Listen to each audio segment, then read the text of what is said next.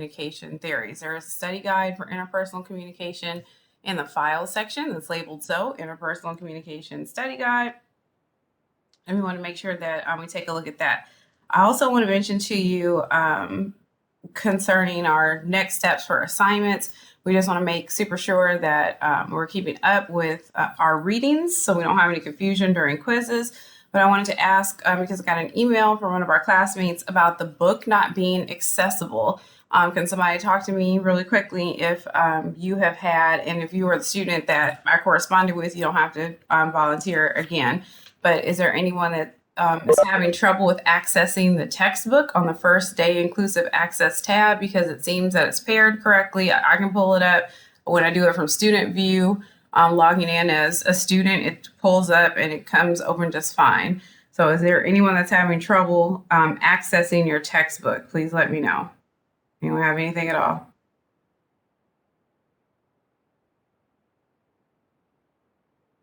Okay, is there anyone who's even tried to access the textbook? Because, we can find that out too. And that's a weird thing that some of y'all haven't ever cracked a book yet. But you are up in here and it's working. It's working out. All right, so let's see if somebody's put something in the chat here. Anybody access the book? No? Not telling me? Okay. Yeah, I've opened the book before. Okay, you have. Thank you for just telling me that it exists. That's all I want to know. Yeah, I mean, it's just right there, and then you can just click it. You don't even have to go to other pages. Yeah. Okay. I was just checking because we had some people having kind of a hard time with it, so I was just making sure. So thanks for putting in the chat and thanks for letting me know. I appreciate that. Alrighty. Sorry, I got distracted since I asked about emails and assignments, which are total valid questions, but it's like my brain wants to do it right now, wants to figure out what's going on with that. So apologies and thank you for your patience. Rest of classmates are ready for your recap. Alrighty, so when we last left our protagonists, which is, your class itself, we were talking a lot about nonverbal communication. We talked about the definition for like 3 class periods, so we should have that part down. We talked about different functions and principles of nonverbal communication, things that it can do or that we know that as a primitive form of communication it can accomplish for us. And we also discussed things that are truisms or axiomatic about nonverbal communication, such as your actions will speak louder than words. It is something that is necessary. It's not just a replacement for the inability to vocalize something or to have verbal communication, but it is a part of humanity and it actually has come before we get to written, codified, spoken language. When we are in nonverbal communication, we also wanted to learn all of the different types. So remember, we had some prefixes that let us know what was going on. Kinesics talks about body movement. Oculesics talks about eye movement. We have facial expressions. Haptics, which tell us about touching our hands. And we discussed the concept of affirmative consent and really temporal consent. Also, providing what we call a verbal fulcrum. So if we're about to touch someone or we need to do something that's touch-wise, then at least we can kind of let them know, like, incoming, this thing is happening. Then we talked a bit about outside of haptics about paralanguage, where paralanguage talks about the pitch, rate, or tone of your speech. So how you say whatever it is that you're going to say. And we gave the guns for that one and said that it is the one type of nonverbal communication that requires a vocalized message. So paralanguage cannot exist unless some person is actually using his, her, or their voice in order to demonstrate those words a certain way. For example, if it is just written on a piece of paper, Olivia Jackson, that is not yet paralanguage. You can't do anything with that because you can't advance the pitch, rate, or tone of something that is not vocalized. But once I say Olivia Jackson, then it is definitely said a certain way. So we have to have a vocalized piece of communication in order for paralanguage to exist. Then we have artifacts, which talks about our material possessions, our adornments, all sort of material culture and accoutrement that shows our community membership, our identity, our age, our bodily impression management, all the stuff that is surrounding us is considered artifactual. And so artifactics talks about colors giving you meaning or, having a social meaning assigned to them, or heights or religious insignia, uniforms, all those things say things socially to other people. without words. And then we got into new material in proxemics, where that PROX meant space. And remember, we got the guns for the 4 spatial zones: intimate space, personal space, social space, and public space. And we learned each one of the numeric dimensions of range of those spaces that have an overlap. So from touching, or 0, to 1.5 feet, also known as 18 inches, we call that your intimate space. And that is supposed to be the space that is allowed to you in the world without anyone being able to encroach upon it if you have bodily autonomy without your permission, or will cause what we call a discrepancy to be aroused. So if there's some stranger that you don't know from anybody in the world just comes right up to you and is like right here close to your eyelash, you're gonna be like, bro, like, what are you doing there? There's gonna be some questions, there's gonna be a problem. But if it's someone that is really close to you, a family member, a close friend, and they come and they're trying to get something off of your face, or they put their face up against yours, maybe it's a greeting, then that would be acceptable usually. Good morning, no problem. Then we are discussing our next spatial zone. So we just got intimate from 0 to 18 inches, which is really supposed to be all that you're afforded in this world at arm's length. And then we have from 18 inches to 4 feet, and that's called your personal space. So your personal space, 4 feet even seems like a really long dimension, because you say that person is, 4 entire feet away, but you can still smell their perfume or cologne usually. You can still see things on them. You can still overhear conversations. That person will sound as if they're talking directly to you, even if they're pivoted and talking somewhere else. So 4 feet is still relatively close. So that's 1.5 feet to 4 feet is your personal space. Social space is 4 feet to 12 feet, and that's where kind of your associates, maybe work friends, not people that you're particularly close with in a psychological or interpersonal way. You wouldn't have them that close in order to exchange details. You'd still be able to hear each other and talk, and even strangers that are sharing an experience would be in your social space. So if we're sitting together at a concert, even if we're taking an elevator, those people that will just stuff themselves into an elevator, it's already, like 6 people in there, and they're like, okay, well, I'm going too.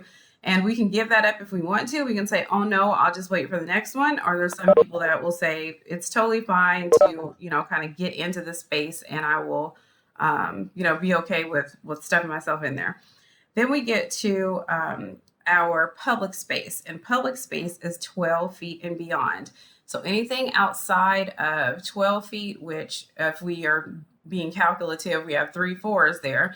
So if we say we can still have someone that we can hear clearly, that we can deal with socially with 4 feet at the beginning of that situation, by the time we extend that 3 times, then it's kind of hard to get facial expressions. It's kind of difficult to hear exactly what the person is saying. Maybe you're not going to smell, if they have some cookies with them or whatever it is. All right, so there's some things that will change or have a difference if, you're 12 entire feet away in a public venue. So our spatial zones, again, proxemics, PROX, that prefix meaning space. And we have intimate space, personal space, social space, and public space. Intimate, touching to 1.5 feet. Personal, 1.5 feet to 4 feet. Social, 4 feet to 12 feet. And public, anything outside of 12 feet. And then we got into chronemics, which chronemics, CHRON, means time to us. And so we're talking about the study of time, such as how loquacious a person is rambling and talking all the time, or if a person is short-speeched, if a person has lots of turn-taking prowess, which they feel like they have an equitable amount of I'll talk, you talk, I talk, you talk, and handing back really the mantle to whomever it is that wants to speak. Or it's kind of lopsided, where one person is a dominant communicator and is talking, and the other person is predominantly listening. We can also have silences and pauses go into our conversation about chronemics. So how long do you actually just sit quiet? Do y'all talk to yourselves at all? Does anybody you're just driving and you're like, why did I go this way? Like, you actually move your mouth, not, and your voice comes out, not just in your head, not just intrapersonally, but there's some people that are even talking just when no one else is there. And that can be, so that can happen. And we can also think of, that level of chronemics about regular stuff, such as promptness. Okay, so give yourself a little exercise. So we said we're going to find out, because we had 2 values that we aligned with sort of the profile they were making between Denotative meaning, concrete meaning, yeah, you got to like use that intrapersonal communication to get calm and actually say it out loud and say your affirmations. I agree with y'all. All right, so think about the concept of when we are looking at that profile: denotative, individualistic, concrete, more direct language, low context culture on one side, and the other side, more coded connotative language, more abstract use of language, more collectivist background, high context, meaning that the words that you say will be largely situational and temporal and dependent upon what else is happening in the current event or the backstory. And then we add to that the concept of monochronic time holders and polychronic time holders, with mono meaning one and poly meaning many. And so we aligned the monochronic time holders to more of the low context profile, denotative meaning more concrete, because 8 o'clock means 8 o'clock. I don't care if we have to start class and you're not here yet. We're not going to wait for 15 minutes until every single person gets here. But I want to demonstrate how we can have some sort of polychronic time, have a level of fluidity and interchangeability even based on a person. So when we're discussing the difference between profiles, we're really talking about your orientation as a communicator. If you come from a big family, if your language is largely vague and abstract, it's contextual, you have lots of personalities to decipher, lots of stuff to do, you've grown up more flexible with time. If you are communicating with a person that's more low context, only wants the words that are being said and not the backstory to make meaning, really highly individualistic, an only child, a person who is in the team of me, only is looking for his, her, their own success and not looking out for the success of others, a person who is going to be as denotatively clear as possible and wants things to come as denotatively clear as possible without seeing connotations or codes as fun or enjoyable or effective at giving meaning, then those two persons are going to have likely a conflict, which we'll learn about in our interpersonal chapter, meaning that they will have a thought that they have different goals. So this one person may think, you're all over the place, you're really confusing, you're always talking about all these people, I don't know all their names, and this one you have to drop it off at church, and this one's got to go to the bathroom at this time, and this one has to do this, and my life is just so easy and straightforward. And then the other person's like, your life is super duper boring, you don't have anybody that you have to go anywhere with or do anything, you speak totally vanilla, just plain language, your accent isn't even cool, there's just all this is really, really boring. So it just depends on if there is a level of grace for each person that's like, okay, I know that you're not used to, controlling for this type of language, but it could be useful to you in the following ways. So when we think about going to work or going to school, you could be totally monochronic at work, at school. Got to be at class exactly at 9:30. But then if you're supposed to go to your friend's house and your friend says, okay, let's try to meet up around 7, then maybe you'll get there at 7:30, maybe you'll get there at 6:45. So if you're compelled to, or if there's some sort of advantage to switching over to more of a monochronic format, then as human animals, we're going to do what is to our best self advantage. If we are polychronic and we need to switch over to a monochronic paradigm, then we can do that too. So let's say that we grew up more collectivist, we grew up with lots of people, lots of time. If we have to conform to monochronism, we will do that. If we're more monochronic, then we can kind of loosen up a little bit. We can say, look, I know that work starts at 8 and I'm the type of person that's going to be there at 7:15, but not everybody lives that type of life. Other people have stuff to do too. So I'm not going to start, calling employees or docking their pay until about 8:15 or 8:30 to make sure that everybody has a little bit of grace or a little bit of leeway. And that's what we do in this class too. If we were in a regular face-to-face class, I would still wait 5 minutes. We usually just wait 5 minutes for people that want to be on time. And that's really to assist their feelings of inclusion. Because if you're there at 8:15 or 8:22 or 8:36 and class starts at 8 o'clock, you probably weren't the person that had that goal really to be there at 8 o'clock unless like some really cataclysmic event happened, unfortunately. So if you're walking in that much late, then we probably have, not really any sort of pride invested in getting there on time, which is completely and totally fine. People are really hard on each other for being tardy. People are really hard on each other even for being early. I'm that person. So I'm going to throw a birthday party for one of my daughters. It starts at 2:00, and the first family showed up at 1:10 p.m. And I was like, hey, what are you doing? How's it going? Oh, we were just in the neighborhood, so we came early. Great, fantastic. Now you can blow these balloons up while I'm in the shower. All right, because I am not prepared in any way. If we are 40 minutes early, 50 minutes early, that's not happening. All right, so if we're thinking about being too late or too early or having a little bit of grace, if you're supposed to be here at a certain time, those people that get there at 5 minutes after, 6 minutes after, they don't want to have missed a whole chapter if their goal was really to be there at 8:00 and due to parking, they couldn't be in their seats by 8:05. So we do the same thing, logging in with technology, something's going wrong. Let's just give a couple of minutes. I want to make sure that I'm here. The class has started. We are going to do the thing. But if you need to get that cup of coffee or that bottle of water, then holler at that and then we'll get started. So we can have a little bit of help for one another. Let's find out in an exercise really quickly if you come from a profile and a background, an orientation that's more individualistic or collectivist. All right.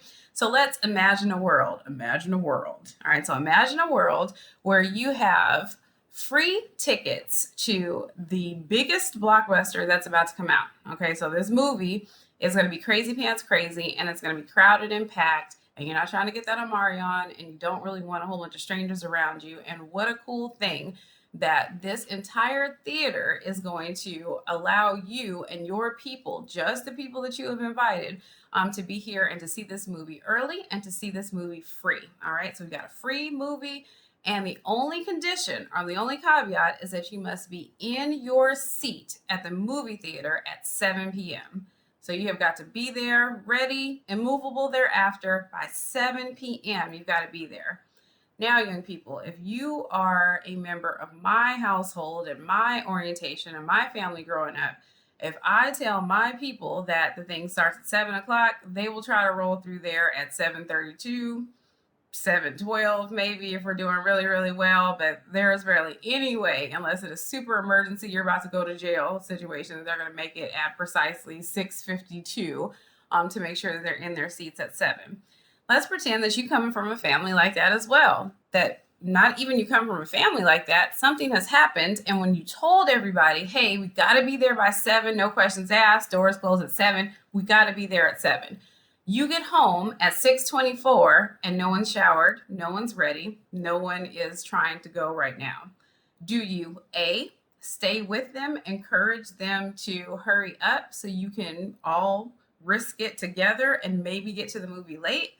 Or do you say, good luck, y'all, I'm making it, I'm ready, so I'm going to be there at 7:00 no matter what, and do you leave them? Do you leave them or do you wait for them? What do you do?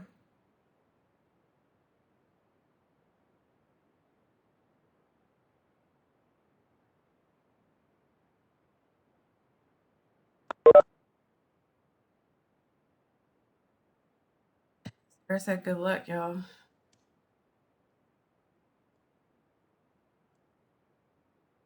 Ethan said, good luck. Hope is going to wait. Vieira's going to wait. Ogreen's going to wait. Fuss and wait. I'm going to do both of those things. Hope's going to fuss and wait. Olivia said, then leave. Okay, so we're going to leave. All right, I probably already told you about the story of my students that broke up over the chicken sandwich for something very similar, on a difference of what our obligations are as communicators. Okay, so am I supposed to tell you that I want something, or are you supposed to assume that I want something based off of what I said? Am I okay in lying to you? Can I tell you that it starts at 6:30 even if it starts at 7? Is that okay?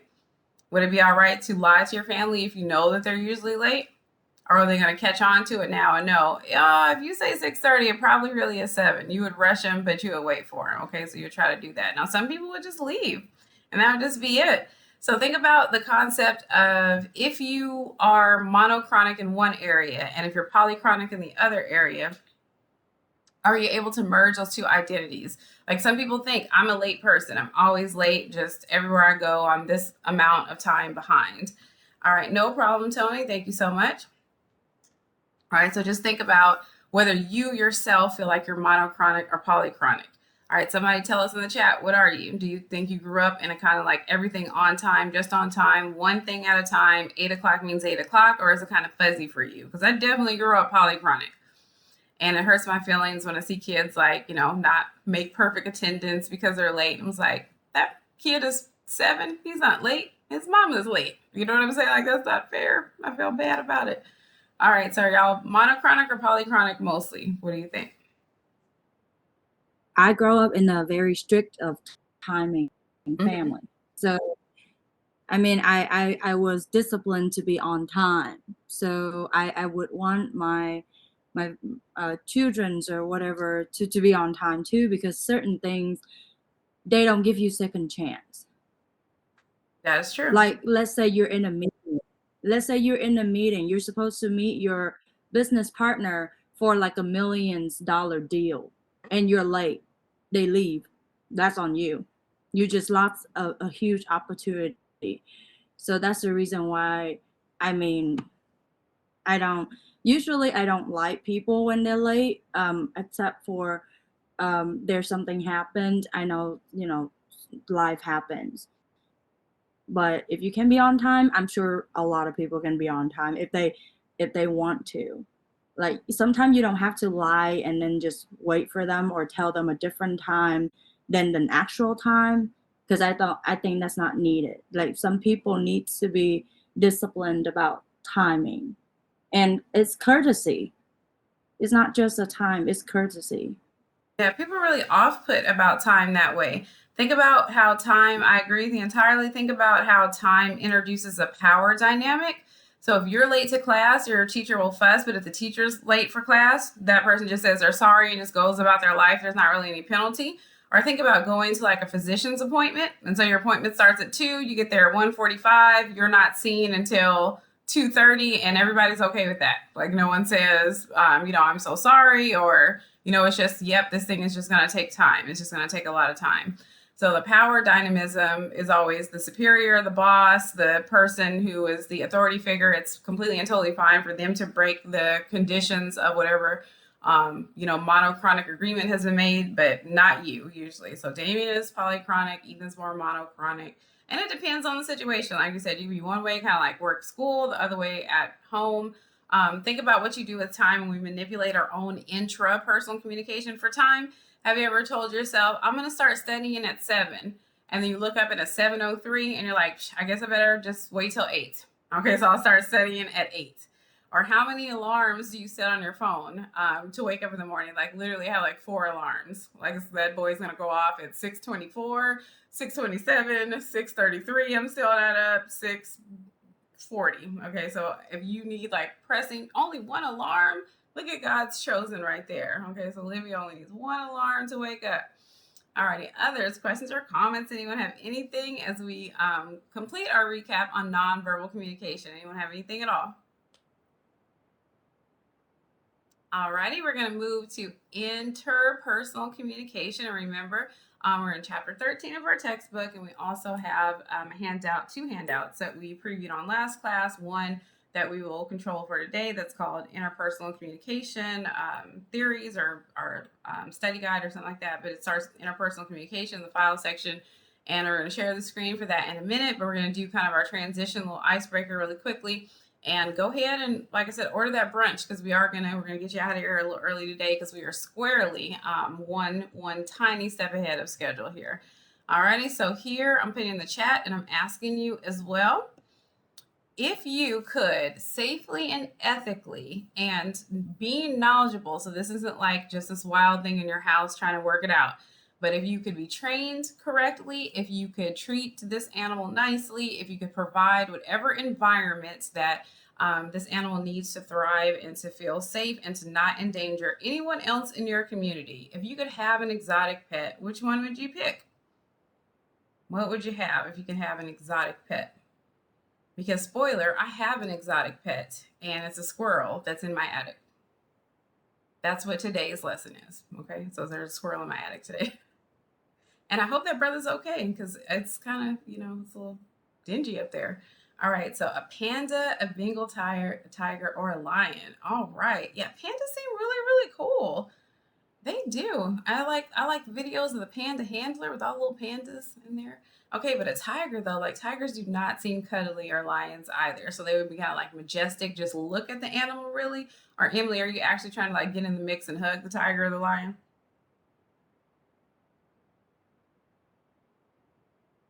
If I can, I would love to sleep with them and actually treat them like my pet. If We can figure out how to do that. the Okay. tiger, I love, yeah, or They're so panda. big. What did you say? A big black wolf. Same thing, Ethan. Are we like going to the dog park with the wolf? Or are we playing catch? Or are we just here for like, I wish you would run up because there's a big black wolf up in here?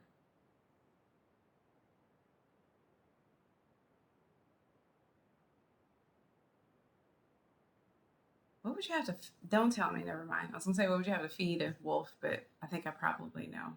All right, anyone have anything else? All right, a polar bear. Okay, gotta go. Okay, take a wolf to hunt. All right, you just make sure you're not, the prey there. Okay, so you gotta do it. All right, so a polar bear would be cool. Like that y'all like bears. Okay, so that's cool. So we got pandas, tigers, lions, wolves, polar bears. No one's got anything little and slimy? No one's gonna get like a dragon or a cool iguana or one of those little screaming lizard situations. Anybody have any squirrel in the attic recommendations? Because I can hear it. Okay, so I can. It's happening. Like it's, and I don't understand how because I'm on the first floor. So how can I hear that? All right, so gotta go hunting. All right, any other animals? And the reason that we picked animals today is because there's some people that are in relationships with animals, and it's not that I wouldn't be in the relationship with the squirrel. We just don't know each other. There's just so many, okay, in my yard. So I don't know who this individual cute little squirrel is right here. But some people do have pets, and some people have pets that are expressive and that talk and that they behave as if this pet is their child. Okay, so Ethan's like, so now that a dragon's on the table, we would like a Komodo dragon. Okay, makes sense.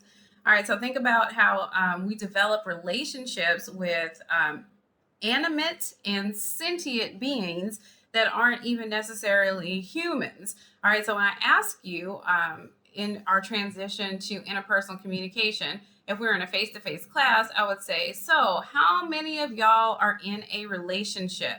And then we get like a couple of hands up, half a hand, and people are like, well, I mean, we don't have like a title. We're not like together. We're just kind of like, talking or hanging out or just, whatever.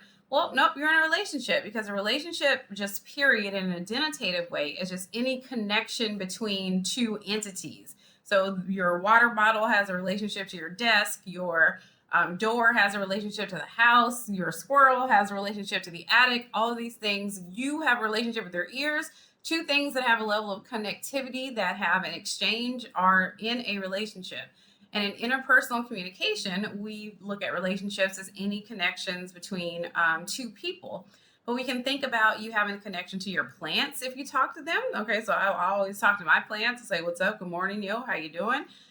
You can have a connection to other biologic beings, such as animals. Some people talk to their dogs and cats and their pet spiders as if they are, able to understand. And we do have some sort of evidence that we know that dogs can know pieces of language. That primates know pieces of language. Do we anticipate that cats know what you're talking about? Does anybody have a cat and can tell me that cats do understand what it is that you're saying? Because I just don't know. I'm just asking. Anybody speak cat? Okay, or we know that other animals, cats know, they just know. So maybe they intuit it already. And so when we think about having a relationship, a lot of, if we look at the relationship that's between, let's say, humans and animals, where they're kind of fussing at them or they're asking them what it is that they need, or they're pointing to something and, expecting this animal to react, we think about really the immense level of communication training that goes into making assumptions about what an animal can understand or not. An excuse that we're making for that animal. Like, we're not, if you have a dog that's 5 years old, you're not like, come on, you're 5. Like, you've been listening to everything that I've been saying for all of these years. You know what this word is. I only asked you to go upstairs and get my charger. Like, why is that hard? You've heard these words 1,000 times. You know what the stairs are. You know what go means. So why can't you bring me back the charger? Like, what are we doing? Okay, so I don't have to train you to do it. You should be able to hear and understand by now. And no one's really like that. We're like, we understand entirely this person does not have the communicative ability that we do because this person is not eligible by birthright of what species that they belong to.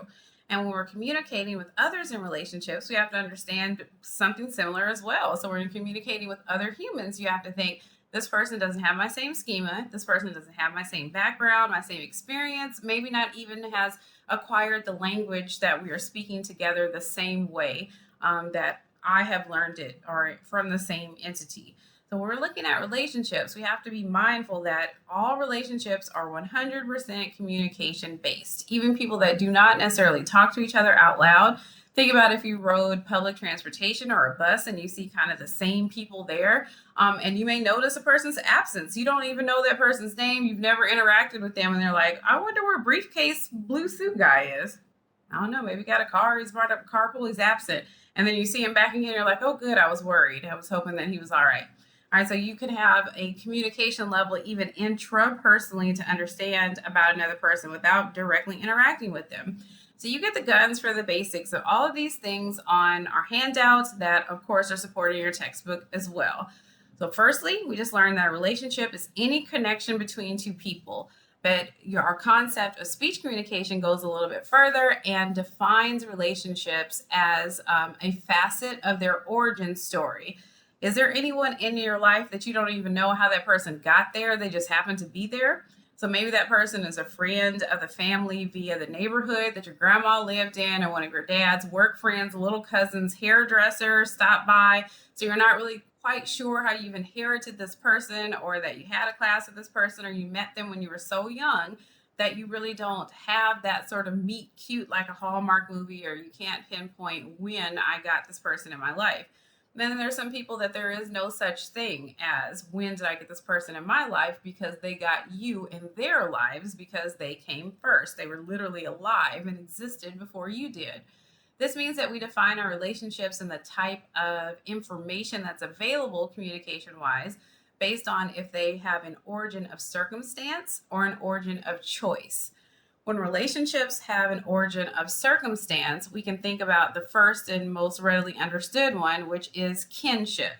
So when we talk about kinship, we're usually talking about biological affiliation. So this is your family by DNA, by blood and labor. And so these are the people that are your people. Then we can also have a family that maybe there is a different level of coming into, such as adoption or marriage, which we'll cover very shortly. But you just happen to be involved with these people. We have a euphemism for the permanence and uncontrollable variables that go along with family. They say you can pick your friends, you can pick your nose, but you can't pick your family. And that reminds us that you just happen to be born in this place and this time to these people on this rock in this level of geography. You didn't have any sort of say in it. Your parents, if they wanted you, fantastic and great. If they said, hey, let's have a baby, they didn't really go to the Cabbage Patch and pick you out. The stork, spoiler alert, did not drop you off on the porch. But instead, somebody had a baby. When that person had a baby, they wanted a baby. And even though we can design some things about babies now, we can get embryos to select gender and even eye color, and we can, select a sample that has height requirements and education background and all that good stuff. You still are just getting a baby, and you don't know if that baby is going to be the president of the United States or a serial killer or yes. Okay, so it could be anything, from nature to nurture can change that dynamic. So a relationship of circumstance just means you had no way whatsoever of deciding, yes, I would like to be friends with this person, or I'd like to be in a relationship with them. You were just born, and you remember at age whatever, your first memory, let's say age 3, you remember just looking up and knowing that that person is your family member. Then in contrast, we have relationships of choice. And the origin of relationships of choice are based not in kinship, but really in affinity and intimacy. And affinity means feelings of tenderness or liking between two people. And intimacy just talks to us about the degree of closeness. And when we say degree of closeness, we don't mean physical intimacy that's usually associated with romance, not necessarily at least, because we consider that your life partners or the people that you're most intimate with are actually your family members usually, or people that have known you your entire life, or that you will continue to know, that you will continue to know longitudinally as you age. So we talk about intimacy. How much does this person know about you? How comfortable do you feel sharing a secret with this person? Is it okay if they know the true Hollywood story of what it is that happened? And then we have a level of affinity. We can also have a level of enmity, which is a big fancy word, Nemity, that talks about having an arch nemesis. Do you know that if you have a right and true enemy or rival, that y'all are still in a relationship?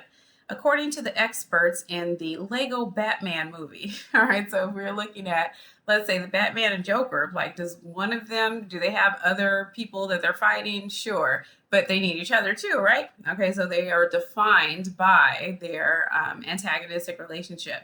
So that person that, did you bad and that you were always gossiping about, and that person's looking at you silly when you walk into the party, y'all are still in a relationship, even if it's a relationship of hate. So this relationship of choice, when we talk about you are deciding that you want to be involved with these people, can really cause a conversion of sorts between relationships of circumstance and relationships of choice. Remember, we said earlier that a relationship of choice can include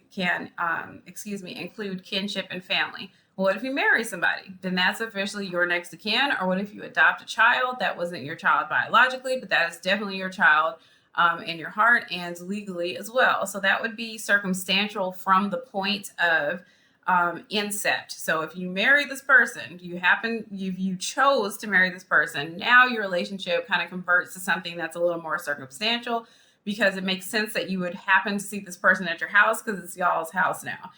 If it is a relationship of choice, such as adoption, you adopted a kid. Again, just like if you birthed your own baby, you wouldn't know what type of kid that kid is going to turn out to be. So it is a large circumstantial component.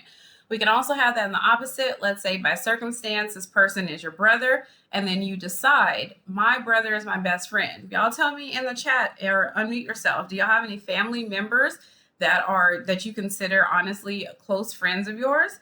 Because not everybody, let me speak for me, not everybody in my family is my friend. Okay, I have a cousin that right now, if she ran up, I'd have to stop class and it would happen, okay, in this life. So when we think about everybody that's your family member isn't necessarily your friend. Everybody that is your friend, you don't consider close as family. So tell me in the chat, y'all, do y'all have brothers and sisters that are your best friends or cousins? Or do you have a favorite cousin? I definitely have a favorite cousin too. Y'all have a list of, whoever it is.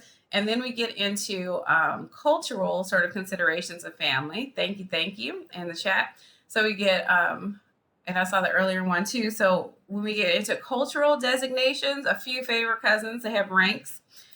Then we get to fictive kin, and we talk about play cousins, or, calling people auntie because they're your mother's friends that are a certain age, or, uncles that, are people that are wise and that are figureheads for you, or that show you a level of avuncular care. And so those would be relationships of choice as well. All right. So we have relationships of circumstance, such as that person happened to be my brother. But then we have a relationship of choice that is also my best friend. Our relationship of choice, I have chosen this person to be my husband. And now circumstantially, if he is late to $1 million deal and costs us $1 million, and now I need to up that life insurance and see what's up. Okay, so circumstantially, I will definitely get the payout from that. So we learn about relationships of circumstance versus choice. Questions or comments about anything that we discussed so far? Alrighty, and then we talk about a couple of theories in order for us to understand what our chapter is doing on interpersonal communication. Firstly, we want to remember that the basic unit of interpersonal communication is called a dyad, D-Y-A-D. And that di means two, just like D-I or B-I, where it discusses that just two people have the concept of an origin, as we just discussed, of their relationship. They have a present that they are enjoying, and they have the semblance or the thought forward of a future. So when we say that we're in a relationship, if you're standing with somebody in the Starbucks, you are in a temporary relationship with that person, even if they're a complete and total stranger. But it's not truly an interpersonal relationship unless you imagine that you'll see that person another time, or you're going to engage in some sort of information sharing further.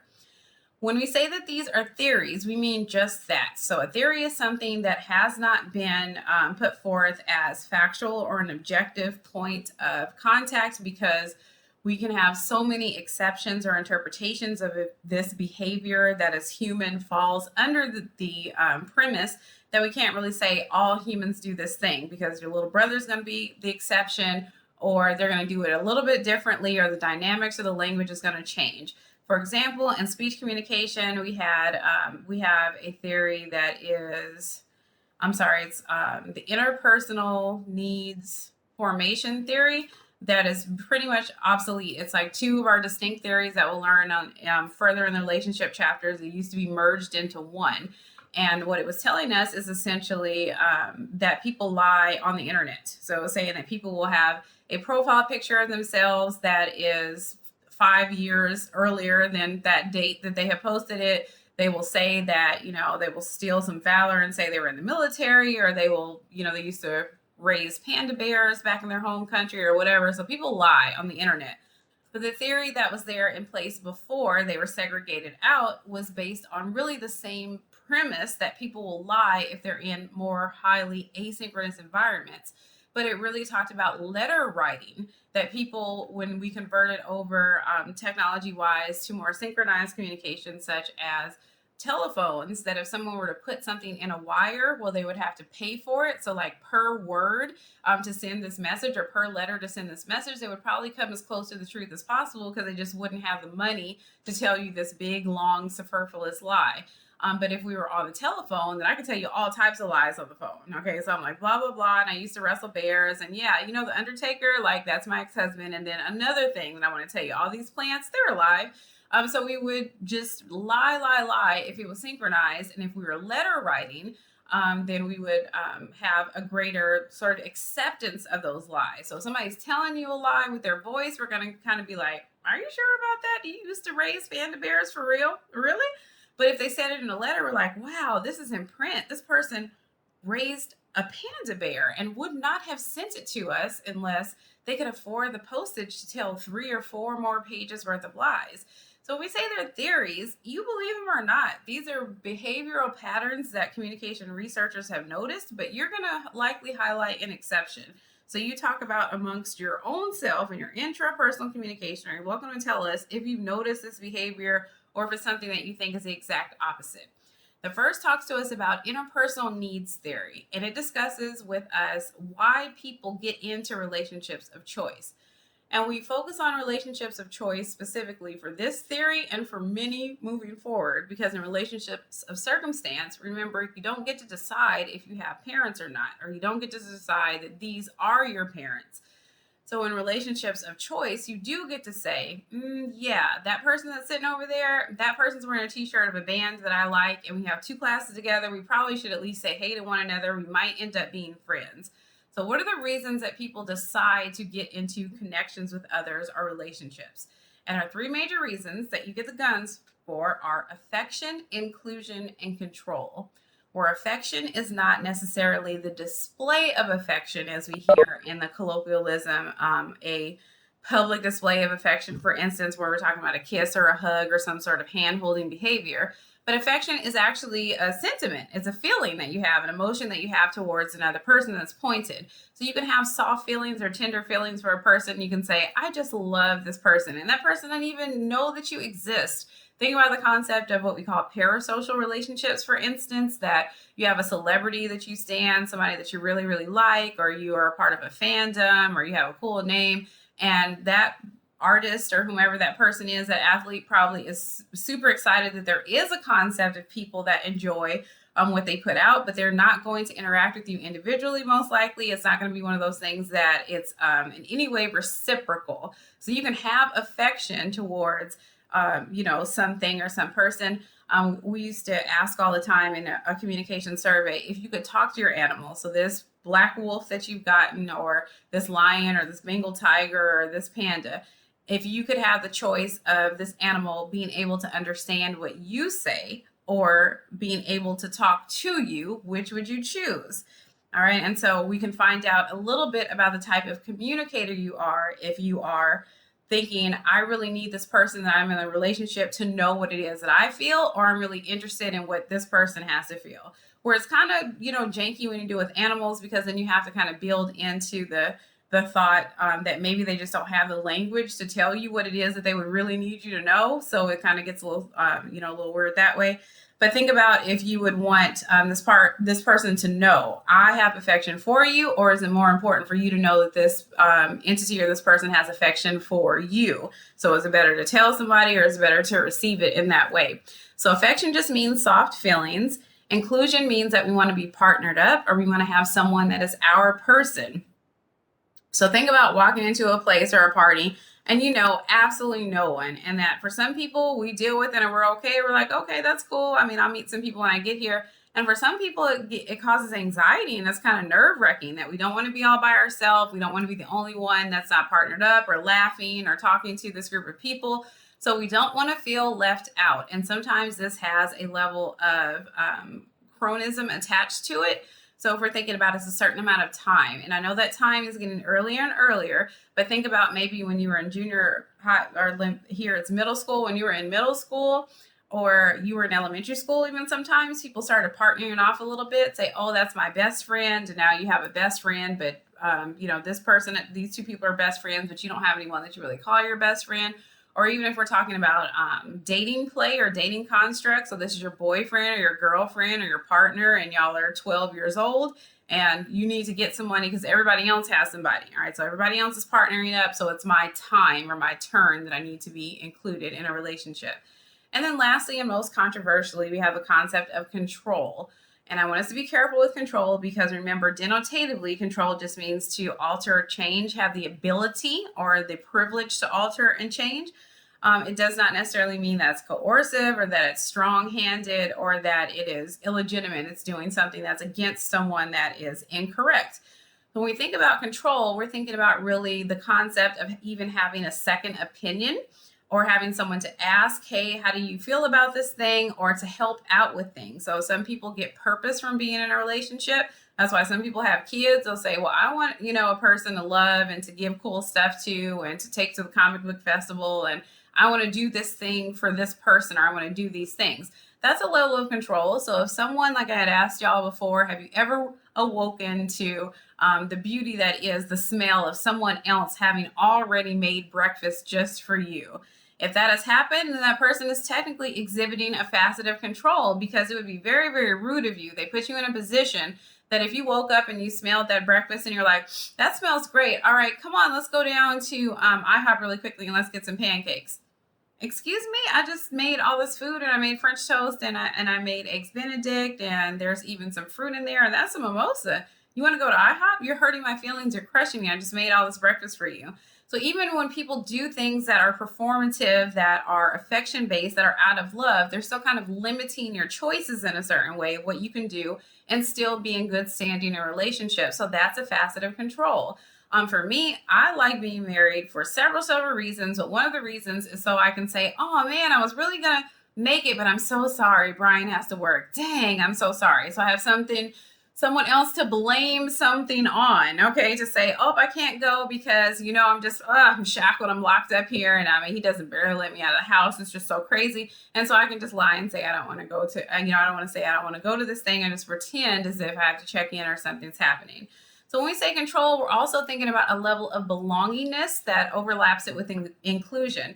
Now, there are some people that unfortunately could walk off into the woods and nobody would call anyone. They wouldn't know that this person was missing. There would be no Amber Alert. There'd be no one that was worried about this person's absence. And that is a part of humanity that is a human condition of fulfillment, where we say that third position in Maslow's hierarchy of needs of love and belongingness, that makes a lot of people anxious and sad and thinking that they will be forgotten or they're not tended to or someone wouldn't even notice if they walked away.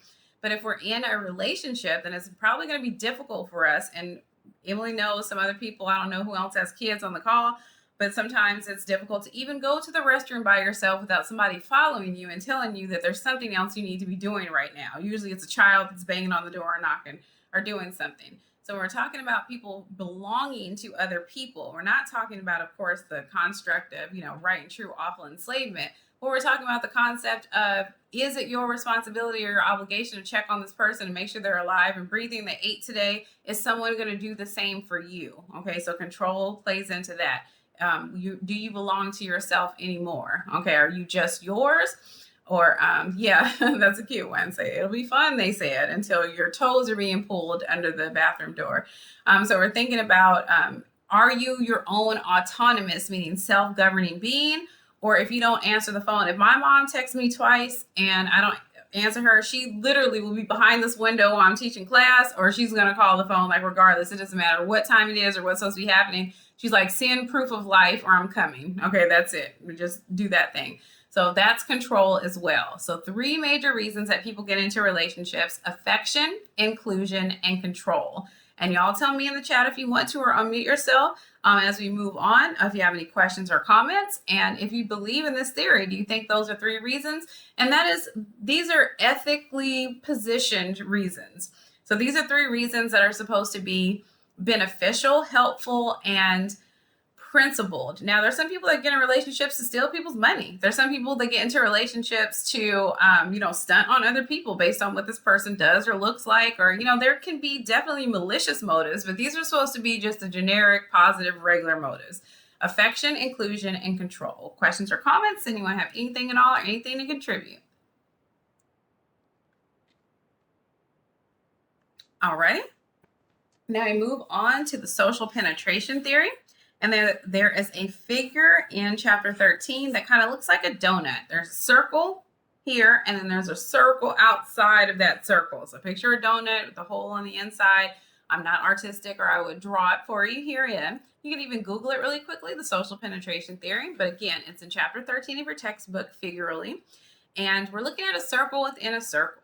And what social penetration theory says to us is that if we're in a relationship and we want it to feel beneficial or satisfactory to both parties, then we usually engage in a concept called self-disclosure. And self-disclosure talks about things that are true about you that you volunteer to another person in information.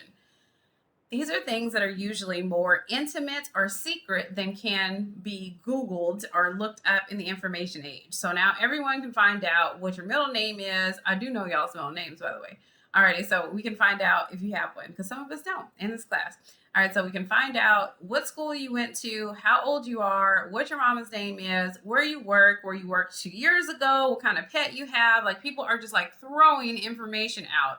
On IG, they're throwing information out on LinkedIn. They're telling people all sorts of stuff, whomever, just anonymous, or even anonymous characters that are just looking at their stuff. So we're not talking about that level of information as self-disclosure, because that's easily accessible. We're really talking about how you felt about those things. So we know where you worked 2 years ago, but why did you quit? Or we know that, this is your mom's name, but did we know that you're named after her, which is really cool?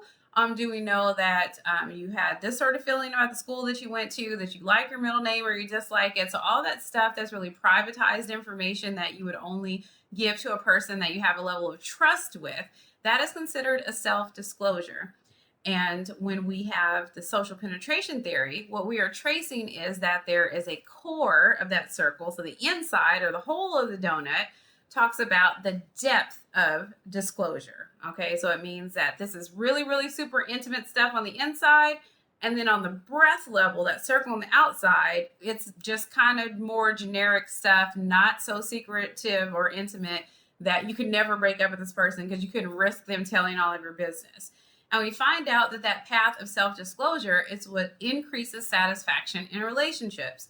So everybody that is in a relationship of choice starts out on that outer circle, that breath level. So the breadth of something means the range thereof. And there's a whole bunch of people there and a whole bunch of topics. So outside, in your outside circle of breath, there is a person at Starbucks that you talk to about being afraid of clowns. And then there's a person in your class that you talked about it being rainy outside. And there was a person that discussed your discussion post with you in another class. You have a gang of people, and you're going to talk about the weather and history and phonics and computers and antiques and whatever the heck it is that you're talking about with a whole bunch of people.